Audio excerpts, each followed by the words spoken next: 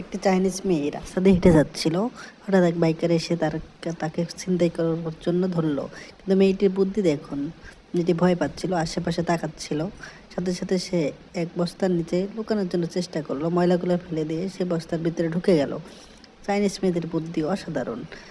তারপর সেই বাইকারটি আর তাকে খুঁজে পেল না, ফিরে এসে তাকে আর খুঁজে পেল না। তাদের বুদ্ধি সব নষ্ট হয়ে গেল। তো মেয়েটাকে পেল না, এভাবেই বেঁচে গেল মেয়েটি। এভাবেই বাংলাদেশের মেয়েরা যদি করতো তাহলে অনেক বুদ্ধিমান হতো। অবশ্যই গুন্ডাগুলা তাকে না পেয়ে পালাই গেল।